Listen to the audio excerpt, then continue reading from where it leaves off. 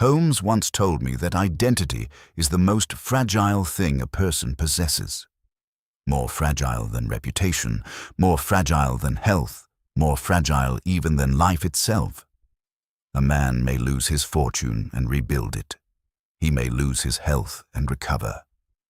But if he loses the certainty of who he is, if the world looks at him and says, "You are not who you claim to be," then he has lost something that no amount of effort or evidence can fully restore. I thought of this observation many times during the affair I'm about to relate, because it was a case in which identity itself became the battlefield, and in which three women, each of them claiming with absolute conviction to be the same person, forced us to confront a question that seems simple until you actually try to answer it. How do you prove you are yourself? The case arrived at Baker Street not in the usual way, not through a telegram or a desperate knock at the door, but through the morning newspaper. Holmes was reading the Times over his breakfast, as was his unvarying habit, when he suddenly set down his coffee cup with a sharp click that I'd learned to recognize as the sound of his attention being seized. "Watson, listen to this." He read aloud from the paper, his voice carrying the clipped precision he reserved for matters that had genuinely surprised him. An extraordinary scene occurred yesterday at the offices of Messrs. Hartwell and Dunn solicitors of Lincoln's Inn Fields, when three women, each bearing a striking physical resemblance to one another, appeared independently, and within the space of a single hour, to claim the identity of Miss Lydia Blackwood, the heiress to the Blackwood estate in Berkshire, who has been missing from her family home since the autumn of 1896, a period of nearly 3 years. Each woman presented documents and personal testimony in support of her claim, and each was, according to the solicitors, sufficiently convincing to make immediate determination impossible. The matter has been referred to the Metropolitan Police, and the three claimants have been asked to remain in London pending investigation. Holmes set down the paper and looked at me with an expression I knew well, the bright, predatory alertness of a foxhound that has caught a scent. Three women, each claiming to be the same missing heiress, each physically resembling the original, each arriving at the same solicitor's office on the same day, within the same hour. Watson, this is either one of the most audacious frauds in living memory, or it is something considerably stranger. It could be a coincidence. Three different women, unconnected, each independently deciding to impersonate a missing heiress. Coincidence is the last refuge of the unimaginative. Three women arriving at the same office on the same day is not coincidence. It is coordination. Someone arranged this. The question is who, and the question behind that question is why. He was on his feet before I had finished my toast, reaching for his coat with the decisive energy that always accompanied the opening of a new case. "We are going to Lincoln's Inn Fields, Watson. I want to see these three women before the police have time to muddle the situation beyond recovery." The offices of Hartwell and Dunn occupied the first floor of a handsome brick building overlooking the gardens of Lincoln's Inn Fields, that quiet, tree-lined square which has served as the heart of the English legal profession for centuries. The firm was old, respectable, and deeply traditional, the kind of practice that had managed the affairs of wealthy families for generations and that prized discretion above all other professional virtues. Mr. Josiah Hartwell, the senior partner, was a tall, silver-haired man of perhaps 60, with the bearing of a bishop and the handshake of a banker. He received us in a private office that smelled of leather and old paper and the particular brand of expensive beeswax that is used to polish mahogany desks that cost more than most people earn in a year. "Mr. Holmes, Dr. Watson, I confess I'm relieved to see you. This matter has placed me in an impossible position, and I'm not a man who enjoys impossibility." "Tell me everything, Mr. Hartwell." "From the beginning." Hartwell settled into his chair with the careful movements of a man who has spent the morning dealing with a situation that has exhausted his reserves of professional composure. "The Blackwood estate. I should start there. Sir Aldous Blackwood died in 1894, leaving a considerable fortune, approximately £80,000, plus the family seat at Ashgrove Park in Berkshire, in trust for his only surviving relative, his granddaughter Lydia. The trust was to be administered by this firm until Lydia reached the age of 25 or married, whichever came first. Lydia was 21 at the time of Sir Aldous's death, and she disappeared in 1896. She did. In October of that year, she left Ashgrove Park to visit friends in London and never arrived. Her luggage was found at Paddington Station, unclaimed. A police investigation was conducted. Inspector Gregson of Scotland Yard handled it, but no trace of her was found. She was declared presumed dead by the courts last year, and the estate was in the process of being wound up and the proceeds distributed to a number of distant relatives and charitable beneficiaries named in Sir Aldous's will. And then 3 women appeared. Yesterday morning, the first arrived at 9:30. She gave her name as Lydia Blackwood and said she had been living abroad for the past 3 years, in Italy, she claimed, and had only recently learned of her grandfather's death and the disposition of his estate. She produced a birth certificate, several letters in what appeared to be Lydia's handwriting, and a locket containing a miniature portrait that matches descriptions of Lydia's mother. Her appearance? Striking. She's of the right age. 24, which is what Lydia would be now. The right height, perhaps 5 feet 6 inches. Dark brown hair, blue eyes, a pale complexion. She bears a strong resemblance to the only photograph we have of Lydia, which was taken when she was 19. And the second? The second arrived at 10:30. She also gave her name as Lydia Blackwood. She claimed to have been living in the north of England, in York, she said, under an assumed name, having fled Ashgrove Park in 1896 due to a family difficulty she declined to specify. She produced a different set of documents, a baptismal record, a diary she claimed was Lydia's, and a ring bearing the Blackwood family crest. Her appearance, almost identical to the first. The same height, the same coloring, the same general features. If anything, I would say she bore an even closer resemblance to the photograph. And the third? Hartwell shifted in his chair. The third arrived at 11:15. She said nothing at first. She simply walked into my office, sat down in the chair you are now occupying, Dr. Watson, and looked at me. And I confess that for a moment, a very brief moment, I was absolutely certain that I was looking at Lydia Blackwood, not a woman who resembled her. Not an impersonator who had studied her photograph. Lydia herself. The eyes, Mr. Holmes. The eyes were exactly right. What documents did she produce? None. She said she had no documents. She said she needed none because she was Lydia Blackwood, and she could prove it not through papers, which could be forged, but through her knowledge of things that only Lydia could know. And did she demonstrate this knowledge? She did. She described the interior of Ashgrove Park in detail that no casual visitor could have known. The pattern of the wallpaper in the morning room, the location of a hidden compartment in Sir Aldous's desk, the name of a pet dog that had died before she was born, but whose collar was still kept in a drawer in the nursery. She described childhood incidents that were known only to the family. And she described a particular conversation with her grandfather, shortly before his death, in which he told her where he had hidden a certain document, a codicil to his will that, she claimed, altered the terms of the trust significantly. Holmes's eyes narrowed. A codicil, hidden by Sir Aldous himself, known only to Lydia. So she claims. I have no way of verifying this without searching Ashgrove Park, which is currently in the hands of the estate administrators. Mr. Hartwell, I need to see all 3 women, today, if possible, separately. They are all currently staying in London at different addresses. I've asked them to make themselves available for interview, but, Mr. Holmes, I must impress upon you the delicacy of this situation. If one of these women is genuinely Lydia Blackwood, then £80,000 and a country estate are rightfully hers. If none of them is Lydia, then 3 women have committed a serious fraud.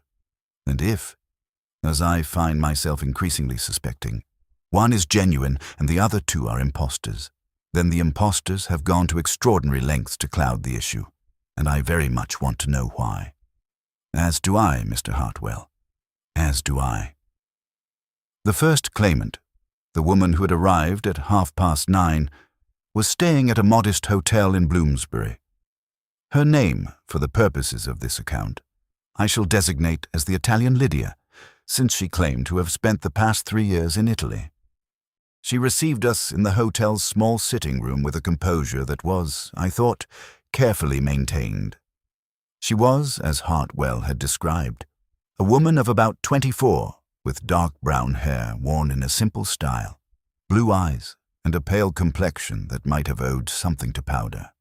She was dressed well, but not expensively, the kind of clothing that a woman of good family but limited means might wear. Her manner was polite, slightly nervous, and, I thought, a shade too eager to please. Holmes studied her for a long moment before speaking. His grey eyes moved over her face, her hands, her clothing, her posture, with the systematic thoroughness of a man reading a map. I knew what he was doing, cataloguing details, measuring them against a mental template, looking for the discrepancies that would tell him whether this woman was what she claimed to be. "Miss Blackwood," he said. "Or may I call you Lydia?" "Lydia, please. I have not been called Miss Blackwood for 3 years. Tell me about Italy." "I went to Florence. I'd always loved Italian art. My grandfather encouraged my interest. And when I left England, I went to the one place where I thought I could lose myself in something beautiful enough to make me forget what I was leaving behind." "What were you leaving behind?" A pause. "Grief. My grandfather had died. The house, Ashgrove Park, was full of memories. I could not bear it. I know that sounds foolish, an heiress running away from her inheritance. But I was 21 and alone, and the weight of that house and that money and that name was more than I could carry." "You told no one where you were going?" "I told no one. I wanted to disappear, to be someone else for a while. I took a small amount of money, my own savings, not the trust.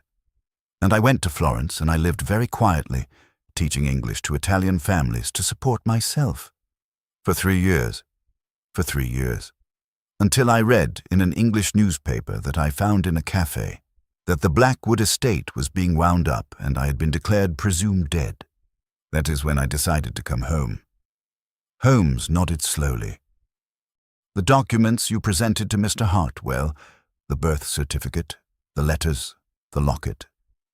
Where did you obtain them?" "The birth certificate is my own. I have carried it with me since I left England. The letters are from my grandfather. I kept them as mementos. The locket belonged to my mother. I've had it since I was a child. May I examine the locket?" She produced it from around her neck, a small gold oval on a chain, well worn, clearly old. Holmes opened it and studied the miniature inside, a portrait of a young woman with dark hair and blue eyes, painted in the delicate watercolor style of the 1870s. "The miniature is genuine," Holmes said, handing it back. "The locket is of the correct period and provenance. The birth certificate," he examined it briefly, "appears authentic." He paused. "One question, Lydia. When you learned that 2 other women had also claimed your identity, what was your reaction?" Something shifted in her blue eyes, a flash of anger, quickly controlled. "I was appalled and frightened. Someone is trying to steal my life, Mr. Holmes. My name, my inheritance, my family. I do not know who these women are or why they are doing this, but I assure you, I am Lydia Blackwood. I am the only Lydia Blackwood." The second claimant, the York Lydia, was staying at a boarding house in Kensington. She was, if anything, more composed than the first, calmer, more self-possessed, with a directness of manner that suggested either genuine confidence or an exceptionally well-prepared performance. The physical resemblance to the first woman was, I confess, unsettling. The same dark brown hair, the same blue eyes, the same height, the same build, the same general cast of features. Standing side by side, the two women would not have been mistaken for twins. There were differences, subtle but real, in the shape of the jaw, the set of the eyes, the line of the nose, but the overall impression was remarkably similar. "I've been living in York for the past 3 years," she said, in a voice that carried the faintest trace of a northern accent that had not been present in the first woman's speech. "I left Ashgrove Park because I was in danger." In danger from whom? From the people who were supposed to be protecting me, the trustees, the solicitors, the distant relatives who stood to inherit if I were to die or disappear. I discovered, shortly before I left, that certain provisions of my grandfather's will had been, I won't say falsified, but interpreted in a manner that was not consistent with his intentions. I raised this concern with Mr. Hartwell, and within a week I received a threat. What kind of threat? A letter, anonymous, telling me that if I continued to question the administration of the trust, I would regret it. I was 21 years old, Mr. Holmes. I had no one to turn to. My grandfather was dead. My parents were dead. I was alone in a large house surrounded by people whose financial interests were served by my absence. So I made myself absent. You fled. I fled. I went to York because I had a school friend there, a woman named Sarah Mallory, who took me in and helped me establish a new identity. I lived as Jane Grant for 3 years. I worked as a clerk in a bookshop. I told no one who I really was. And the documents you presented? The baptismal record, the diary, the ring? The baptismal record is from the parish church at Ashgrove. I took it with me when I left. The diary is mine. I kept it throughout my childhood, and it contains details that no one but Lydia Blackwood could know. The ring was my grandmother's. The Blackwood crest is unmistakable. Holmes examined the ring, a heavy gold signet bearing an engraved crest, and the diary, which was a small leather-bound volume filled with a neat, girlish hand. He spent several minutes reading selected entries, his expression unreadable. "The diary is interesting," he said at last. "The handwriting is consistent throughout. It was not written by multiple people or at different times to create a false impression. The entries describe events and places at Ashgrove Park with a specificity that would be difficult to fabricate. Because I did not fabricate them, they are my memories, written in my own hand. One question, the threat you described, the anonymous letter. Do you still have it?" "No. I destroyed it before I left. I was afraid that if it were found among my belongings, it would lead the people who sent it to my hiding place. That is unfortunate. Threats that cannot be produced are difficult to verify. I understand that. I can only tell you the truth, Mr. Holmes, and hope that you are able to recognize it." The third claimant was staying at no hotel and no boarding house. She had given Hartwell the address of a flat in Pimlico, a small, clean, sparsely furnished set of rooms above a greengrocer's shop. It was not the kind of address one would associate with an heiress, and the flat itself contained almost nothing of a personal nature. No photographs, no mementos, no books, no letters. It was the dwelling of a person who had learned to live without accumulation. She was seated by the window when we arrived, looking out at the street below with an expression of patient watchfulness. She did not rise when we entered. She turned her head, looked at Holmes, looked at me, and waited. The physical resemblance to the other two women was, once again, remarkable. But there was something different about this woman. Something in the quality of her stillness, in the way she occupied the chair and the room and the silence, that set her apart. The other two had been performing in the way that all people perform when they are trying to convince a stranger of something important. This woman was not performing. She was simply present. "You are Mr. Holmes," she said. It was not a question. I have been waiting for you. You expected me. I expected that someone would come. When two other women appeared claiming to be me, I knew that the situation had moved beyond what a solicitor could resolve. I hoped it would be you. Holmes sat down opposite her. You brought no documents to Mr. Hartwell's office. No. Why not? Because documents prove nothing. A birth certificate can be stolen, a diary can be forged, a ring can be removed from a dead woman's finger. I have no interest in playing a game of papers. I am Lydia Blackwood, and the proof of that is not in any document. It is in me. That is a bold claim. It is a true claim. Ask me anything. Ask me about Ashgrove Park, about my grandfather, about the dog whose collar is in the nursery drawer. His name was Admiral, and he was a liver and white spaniel who died in 1878, 2 years before I was born. Ask me about the hidden compartment in my grandfather's desk. It is behind the second panel on the left side, and it opens by pressing a brass stud concealed beneath the inkwell. Ask me about the codicil. The codicil. Tell me about that. My grandfather told me about it 3 days before he died. He said he had written a codicil to his will that changed the terms of the trust. He said he had hidden it at Ashgrove Park because he did not trust the solicitors to honor it. He told me where it was hidden. He asked me to retrieve it after his death and present it to the courts. And did you? I tried. But before I could act, certain things happened that made it impossible for me to remain at Ashgrove Park. I was forced to leave. The codicil remained where my grandfather had hidden it. It is still there, unless someone has found it in my absence. Where is it hidden? She looked at Holmes with those steady blue eyes and said nothing. You won't tell me. Not yet. The hiding place is the one piece of information that only Lydia Blackwood possesses. If I reveal it now, before the matter is resolved, it could be used by the other claimants to bolster their own cases. I will reveal it when, and only when, I'm satisfied that you have identified me as the genuine Lydia and that the codicil will be handled properly. Holmes regarded her for a long moment.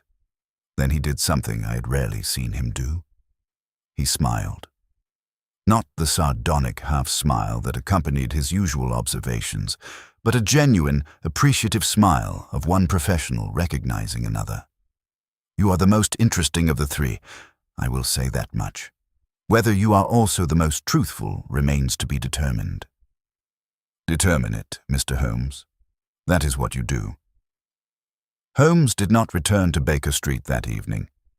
Instead, he went directly to Scotland Yard, where he obtained from Inspector Gregson the original case file on Lydia Blackwood's disappearance. The file contained, among other items, the only known photograph of Lydia, a studio portrait taken in 1895, when she was 19 years old. He brought the photograph back to Baker Street and pinned it to the wall beside the fireplace, where we both studied it in the warm gaslight. The woman in the photograph was young, pretty in a quiet way, with dark brown hair and blue eyes and a serious expression that made her look slightly older than her years. She wore a high-collared dress and a simple string of pearls, and she looked directly at the camera, with the composed, slightly wary gaze of a person who is accustomed to being observed, but not comfortable with it. All three women resemble this photograph, I said, but none of them is a perfect match, which is what one would expect. The photograph is 4 years old, and people's appearances change. Precisely the problem, Holmes said. A perfect match would suggest forgery, that one of the women had been surgically or cosmetically altered to resemble the photograph. The imperfect matches are actually more consistent with genuineness, because a real person ages and changes in ways that a forger would have difficulty predicting. So the resemblance is not diagnostic. The resemblance is suggestive, but not conclusive. We need something more specific, a distinguishing mark, a scar, a birthmark, a physical peculiarity that is unique to Lydia Blackwood and that cannot be replicated. Is there anything in the file? Holmes flipped through the pages. Gregson's report includes a physical description provided by the housekeeper at Ashgrove Park. a Mrs. Pemberton who had known Lydia since childhood. Height, 5 feet 6 inches. Hair, dark brown. Eyes, blue. Complexion, fair. Distinguishing marks. He paused. A small crescent-shaped scar on the inside of the left wrist, received in a childhood accident involving a broken window. A scar, that is precisely what we need. If the genuine Lydia bears this scar, and the impostors do not, then the matter is resolved. But there is a difficulty. Which is, if the impostors are aware of the scar, and they may be, if they have done thorough research, they could have created a replica. A crescent-shaped scar on the inside of the wrist is not difficult to produce artificially. Heated metal, a sharp blade, a caustic chemical, any of these could create a mark that would pass casual inspection. Then we need a medical examination. A doctor can distinguish between a scar that is 20 years old and one that was created recently. Precisely what I was about to suggest, and I know the ideal doctor for the task. He looked at me with a raised eyebrow. You, Watson. The examinations were conducted the following day at Baker Street, with each woman seen separately. I conducted a thorough medical examination of each claimant's left wrist using a magnifying glass and strong lamplight, and I recorded my findings in detail. The first Lydia, the Italian Lydia, bore a scar on the inside of her left wrist. It was crescent-shaped, approximately 3/4 of an inch in length, and located precisely where the housekeeper's description had indicated. The scar tissue was mature, well-healed, smooth, and fully integrated into the surrounding skin. In my professional opinion, the scar was at least 15 years old. The second Lydia, the York Lydia, also bore a scar on her left wrist. It was crescent-shaped and of approximately the same dimensions. However, upon close examination, I noted that the scar tissue was slightly different in character. The edges were somewhat sharper, the color slightly pinker, and the texture less fully blended with the surrounding skin. In my professional opinion, this scar was between 2 and 5 years old. The third Lydia, the Pimlico Lydia, bore no scar on her left wrist. Her skin was smooth, unblemished, and showed no sign of ever having been injured. I reported these findings to Holmes with the expectation that they would resolve the matter. The first Lydia had the genuine scar. The second had a forgery. The third had nothing. Holmes listened to my report, nodded slowly, and said, "The case has just become considerably more interesting." More interesting. The first woman has the genuine scar. She is Lydia Blackwood. Or she is an impersonator who obtained a genuine scar 20 years ago. Or the scar is genuine but belongs to a different person. A person who happens to have a crescent-shaped scar on her left wrist for reasons entirely unrelated to a broken window at Ashgrove Park. Holmes, that is stretching probability rather far. Perhaps, but consider the third woman. She has no scar. By your reasoning, this should eliminate her. And yet she is the one who knew about the hidden compartment in the desk, the name of the dog, the location of the codicil. She is the one who showed no interest in documents or physical evidence. She is the one who said, "The proof is not in any document. It is in me." Why would a woman who is not Lydia Blackwood refuse to produce evidence? An impersonator would produce evidence, as much evidence as possible. Only a genuine person would have the confidence to say, "Ask me anything." Then how do you explain the absence of the scar? I explain it by considering the possibility that the housekeeper's description was wrong, or that the scar has faded beyond detection over 20 years, or that the scar was never on the wrist at all, but somewhere else, and the housekeeper's memory has been corrupted by time. Memory, Watson, is the least reliable form of evidence. People remember what they expect to remember, not what actually happened. So we are no further forward. On the contrary, we are considerably further forward. We now know that one woman has a genuine old scar that may or may not be the Blackwood scar. We know that another has a forged scar, which proves she is an impersonator. And we know that the third has no scar but possesses knowledge that suggests intimate familiarity with the Blackwood family. The forger, the second woman, is our key. She is the weakest link in whatever scheme is at work here, and she is the one who will break first. Holmes arranged for the second claimant, the York Lydia, to be brought to Baker Street for a further interview. She arrived with the same composure she had displayed at our first meeting, but I noticed, as she entered the room, a tightness around her eyes that had not been there before. She had been thinking, and what she had been thinking had not brought her comfort. Holmes wasted no time. "Miss, whatever your real name may be, I know that you are not Lydia Blackwood. The scar on your wrist is a forgery. It was created within the last 5 years, almost certainly by the application of a heated implement to produce a crescent-shaped burn that would mimic the appearance of an old childhood scar. It is a competent forgery, but it does not fool a trained physician." The composure held for approximately 4 seconds. Then it collapsed, not dramatically, not with tears or protests, but with a slow, visible deflation, like a sail losing its wind. "How did you know about the scar?" she asked. "I obtained the police file on Lydia Blackwood's disappearance. The housekeeper's description includes it." "Yes, that is where I learned about it too." "Who are you?" She was silent for a moment. Then she said, "My name is Margaret Hollis. I'm an actress. I was hired to play the role of Lydia Blackwood." The room went very quiet. Holmes leaned forward. "Hired? By whom?" "I don't know his real name. He called himself Mr. Frost. He approached me 6 months ago at a theatre in Leeds where I was performing.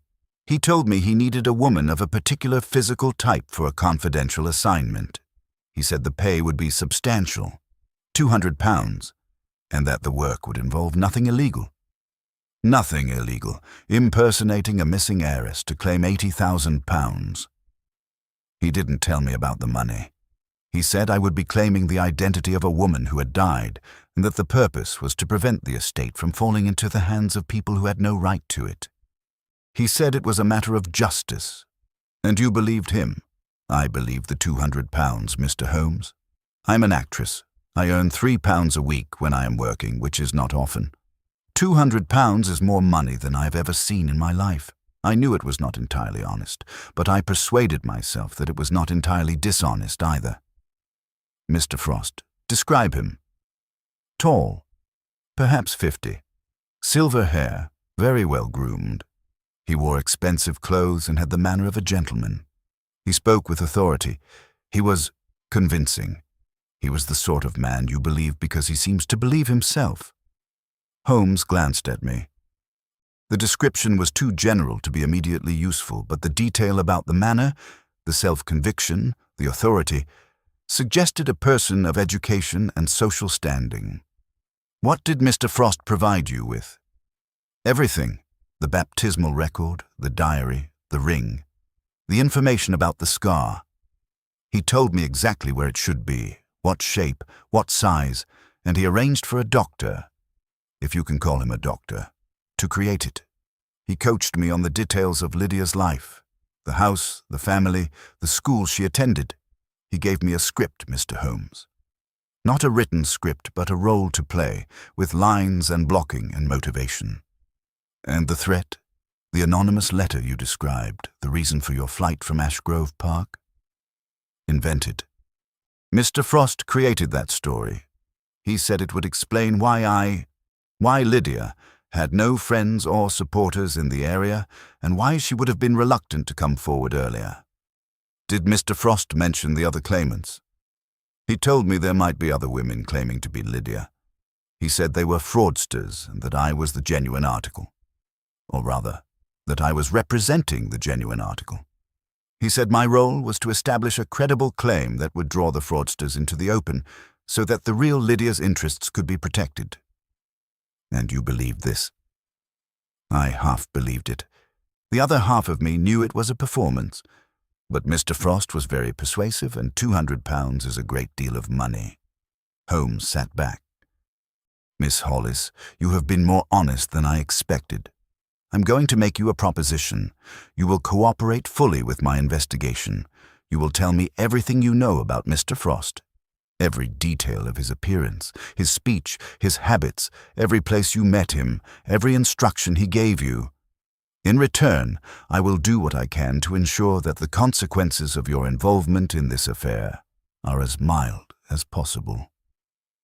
Margaret Hollis, for that was indeed her name, looked at him with the weary gratitude of a woman who has been carrying a weight she was never strong enough to bear. I'll tell you everything, Mr. Holmes. Everything. What Margaret Hollis told us over the course of 2 hours of detailed questioning was this. Mr. Frost had first contacted her in April of 1899, 6 months before the simultaneous claims. He had attended a performance at the Theatre Royal in Leeds, where she had been playing a minor role in a production of The Importance of Being Earnest. After the performance, he had sent a note to her dressing room requesting a private meeting. They had met the following day at a tea room near the station. Mr. Frost had been precise, businesslike, and utterly persuasive. He had told her that he was acting on behalf of a client whose name he could not disclose. A client who had a legitimate interest in the Blackwood estate and who believed that the current administration of the trust was corrupt. The client wished to expose this corruption by forcing the solicitors to conduct a thorough investigation of the estate's affairs, and the most effective way to do this was to create a situation in which the identity of the missing heiress became a matter of public dispute. He said the plan required 3 women, Margaret told us, 3 claims, arriving on the same day, each one sufficiently credible to prevent immediate resolution. The confusion would force the solicitors to examine the estate in detail, the accounts, the administration, the distribution of funds, and this examination would reveal the corruption. Did he tell you who the other 2 women were? No. He said only that they existed and that each would play a different version of the role. One would have documents. One would have personal knowledge, and one, me, would have the scar and the diary. The personal knowledge woman, the 3rd claimant. Did Mr. Frost describe her? He said she was the most important of the 3. He said she would know things about the family that no one outside the family could know. He was very emphatic about this. He said her knowledge was genuine, not scripted, not researched, but real. Holmes's eyes sharpened. Real. He used that word, genuine personal knowledge. Yes, he said she had a connection to the family that the other 2 did not. Miss Hollis, I want you to think very carefully about this next question. Did Mr. Frost ever suggest, directly or indirectly, that the 3rd claimant might actually be Lydia Blackwood? Margaret Hollis was quiet for a long time. He never said it in so many words. But the way he spoke about her, the way he protected her identity, the way he insisted that her knowledge was genuine, yes, I had the impression that the 3rd woman was the real Lydia. Holmes and I exchanged a glance. The shape of the case was changing. If the 3rd woman is genuinely Lydia Blackwood, I said, then why the elaborate charade? Why not simply present herself and claim her inheritance? Because she couldn't, Holmes said. Not alone. Consider her situation. She has been missing for 3 years. She has no documents. She has no scar, or at least no scar that matches the description in the police file. She would arrive at the solicitor's office and say, I am Lydia Blackwood, and Hartwell would look at her and say, prove it. And she would have nothing to show except her knowledge of the family. Knowledge that a thorough researcher could, in theory, have assembled from other sources. So Mr. Frost created the other 2 claimants as cover, as camouflage. The 1st claimant has the documents and the scar, the physical evidence. The 2nd has a different set of documents and a convincing story. By creating multiple claims, Mr. Frost ensured that the solicitors could not simply dismiss any single claimant on the grounds of insufficient evidence. They were forced to investigate all 3. and in doing so, they would be forced to investigate the estate itself, which is what the real Lydia, if she is the third woman, actually wants. The codicil. The codicil, the hidden document that changes the terms of the trust. That is what this is really about.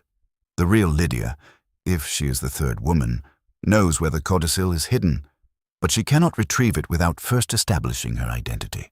And she cannot establish her identity without forcing a thorough investigation. And she cannot force a thorough investigation without creating the confusion of multiple claims. It is extraordinarily elaborate. It is extraordinarily clever, and it tells us something important about Mr. Frost. He is not merely a con man. He is a strategist. He has designed a campaign with multiple layers, multiple participants, and a specific objective that the participants themselves may not fully understand. The actress thinks she is exposing corruption. The first claimant, whoever she is, presumably believes something similar. Only the third woman, the real Lydia, if our theory is correct, knows the true purpose. We must find Mr. Frost. We must. And we must go to Ashgrove Park. Because if the codicil exists, and if it changes the terms of the trust in a way that threatens the interests of the current beneficiaries, then those beneficiaries have a very strong motive to ensure that the codicil is never found, and that the real Lydia is never identified. Ashgrove Park was a handsome Elizabethan manor house set amid gentle Berkshire hills, surrounded by ancient oaks and accessed by a long gravel drive that wound through parkland where deer still grazed. It was the kind of house that embodied the English ideal of landed permanence, solid, beautiful, apparently eternal. And yet, as we approached it on a grey November afternoon, there was something melancholy about it. The windows were shuttered, the gardens were untended. The whole estate had the quality of a place that had been waiting for someone to come home and had gradually lost hope. Holmes had obtained permission from the estate administrators to search the house, and we were accompanied by a young solicitor from a rival firm who had been appointed to ensure that nothing was removed without proper documentation. The interior of the house confirmed what the exterior had suggested, a home that had been frozen in time since its owner's departure. The furniture was covered with dust sheets. The clocks had stopped. The air smelled of cold stone and old wood, and the particular mustiness of rooms that have not been heated for years. Holmes went directly to Sir Aldous' study, a large book-lined room on the ground floor with a massive oak desk at its center. He crossed to the desk and examined it with minute care, running his fingers along the panels on the left side. The third woman said the hidden compartment is behind the second panel on the left, opened by pressing a brass stud beneath the inkwell. He lifted the inkwell. Beneath it, set flush with the desk's surface, was a small brass disc, worn smooth by years of use but unmistakably a button. Holmes pressed it. There was a soft click, and the second panel on the left side of the desk swung open to reveal a narrow cavity. Inside the cavity was a single document, a sheet of heavy legal paper, folded once and sealed with red wax bearing the Blackwood crest. Holmes removed it with the care of a man handling a holy relic and broke the seal. It was a codicil to the will of Sir Aldous Blackwood, dated 3 months before his death. Its contents were brief but devastating. The codicil revoked the provisions for the distant relatives and charitable beneficiaries named in the original will and directed that the entire estate, £80,000 and Ashgrove Park, should pass to Lydia absolutely, without the restrictions of the trust, upon her reaching the age of 21. In other words, the money should have been hers 3 years ago.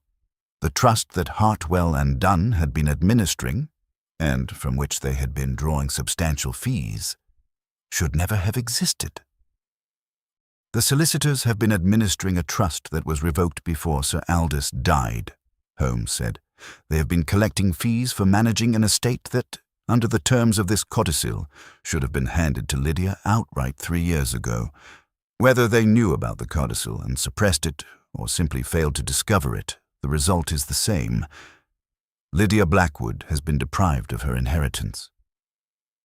And if Lydia raised questions about the trust, as the York Lydia claimed, the solicitors would have had a powerful motive to silence her, or to make her disappear. Watson, I think we have been looking at this case from the wrong direction. We assumed that Lydia disappeared because she chose to. What if she disappeared because someone made her? The resolution of the case came not through a dramatic confrontation, but through a quiet conversation in the flat above the greengrocer's shop in Pimlico. Holmes and I returned to the third claimant, the Pimlico Lydia, with the codicil in hand. She looked at it with an expression that was not surprise, but something closer to vindication. You found it. Where you said it would be. The second panel, the brass stud beneath the inkwell. Miss Blackwood, and I use that name now with considerable confidence. I believe you are who you say you are, but I need you to tell me the rest. I need to know why you disappeared, who Mr. Frost is, and what happened to you for 3 years. She was quiet for a long time. Outside, the sounds of Pimlico, cabs, voices, the distant chime of a church clock, drifted up through the window. Inside, the small flat was very still. Mr. Frost is my uncle, she said at last. My mother's brother. His real name is Arthur Hargreaves. He's a retired barrister who lives in Hampshire. He has been protecting me since I left Ashgrove Park. Protecting you from whom? From Mr. Hartwell, from the firm. When my grandfather died, I tried to tell them about the codicil. I went to Hartwell's office and told him that my grandfather had written a document that changed the will. Hartwell told me he knew of no such document. He told me that the terms of the trust were clear and that the estate would be administered accordingly. And when I persisted, when I told him I knew where the codicil was hidden and that I intended to retrieve it, he became very cold, very hostile. He said that if I pursued this claim, he would have me declared mentally incompetent and placed under the guardianship of the court. He threatened you. He did more than threaten me. He arranged for a doctor to visit Ashgrove Park, a Dr. Greville, who examined me and concluded in a report I was never shown that I was suffering from hysterical delusions brought on by grief over my grandfather's death. He recommended that I be committed to an asylum for treatment. I felt a cold anger settle in my chest. I had seen this before, the use of medical authority to silence inconvenient women. It was one of the darker practices of our profession, and it filled me with shame every time I encountered it. My uncle Arthur learned of this through a friend at the courts. He still has connections in the legal world, and he came to Ashgrove Park and took me away before the committal order could be executed. We went to Hampshire first, and then to a series of different addresses over the next 3 years. He kept me hidden while he tried to find a way to challenge the trust legally, but every avenue was blocked. Hartwell had connections. The original will, without the codicil, was unambiguous. Without the codicil itself as evidence, we had nothing. And so he devised the plan of the 3 claimants. He devised it because he understood that a single claim from me would be dismissed. Hartwell would say I was an impersonator, or worse, the delusional woman he had already tried to have committed. But 3 claims, arriving simultaneously, each with different evidence, would create a situation that could not be dismissed. It would force an investigation, and an investigation would lead to the desk, and the desk would lead to the codicil. The actress, Margaret Hollis, was hired by your uncle. Yes, Arthur found her through a theatrical agent.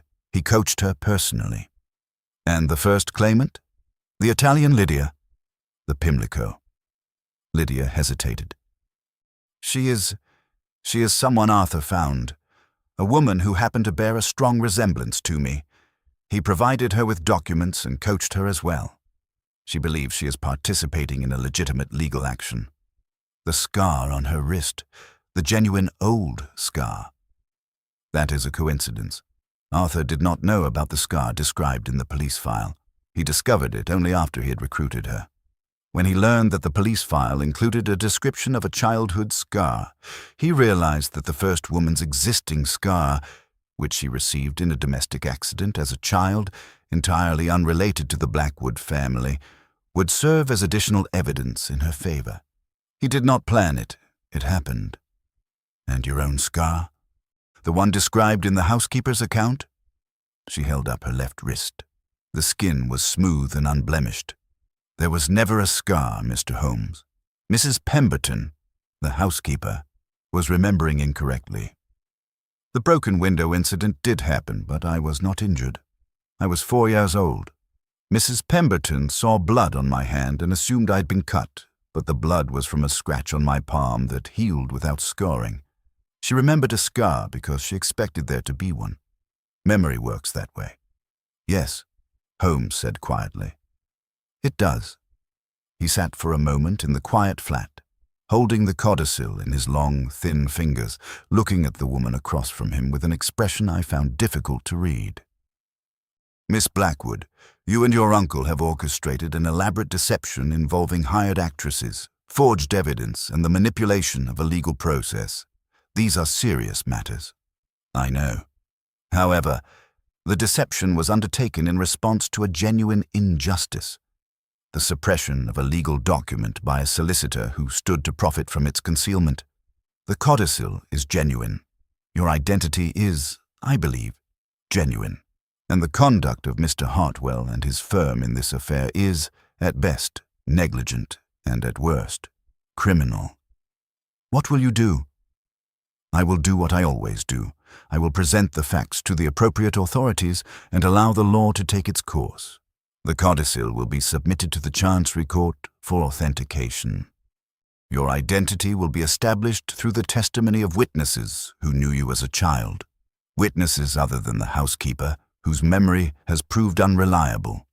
And Mr. Hartwell will be invited to explain how a codicil to his client's will came to be hidden in his client's desk for 5 years without his knowledge. He stood. In the meantime, Miss Blackwood, I suggest you remain in London. The next few weeks will be complicated, and you will need to be available for interviews and examinations. Your uncle should make himself available as well. The courts will want to speak with him. And the other 2 women. The actress will be treated with the leniency appropriate to a person who is manipulated into participation. The first claimant, the woman with the coincidental scar, will need to be interviewed further. If she was recruited by your uncle in good faith, she bears limited responsibility. If she knew the claim was fraudulent, that is a different matter. He paused at the door. One more thing, Miss Blackwood. You said at our first meeting that you had been waiting for me. I had. Why me? Why not the police? Why not a private solicitor? She looked at him with those steady blue eyes, the eyes that Hartwell had found so convincing, and said, because you are the one man in London who cares more about the truth than about the law. The law failed me, Mr. Holmes. The solicitors used it against me. The doctors used it against me. The system that was supposed to protect me became the system that tried to destroy me. I needed someone who would look at the evidence, not at the rules, and decide what was right. Holmes was quiet for a moment. Then he said, I am flattered, but I should warn you that the truth and the law are not always as far apart as you believe. Sometimes the law gets it right, and when it does, it is a more powerful instrument than any private detective. Sometimes, she said, but not always, and not for women. Not yet. He nodded slowly. No, not yet. The matter was resolved in the end, not by Sherlock Holmes, but by the Chancery Court, which authenticated the codicil, confirmed the identity of the third claimant as the genuine Lydia Blackwood through the testimony of 6 independent witnesses, and ordered the dissolution of the fraudulent trust. Mr. Josiah Hartwell was struck from the rolls and subsequently faced criminal proceedings for his role in the suppression of the codicil. The firm of Hartwell and Dunn ceased to exist. Arthur Hargreaves, Mr. Frost, was reprimanded by the court for his unorthodox methods but was not charged, on the grounds that his actions, while irregular, had been undertaken in the genuine interest of his niece and had ultimately led to the exposure of a significant fraud. Margaret Hollis, the actress, was not charged. She returned to Leeds and resumed her theatrical career. I understand she later achieved some modest success in the West End, though I cannot confirm this from personal knowledge.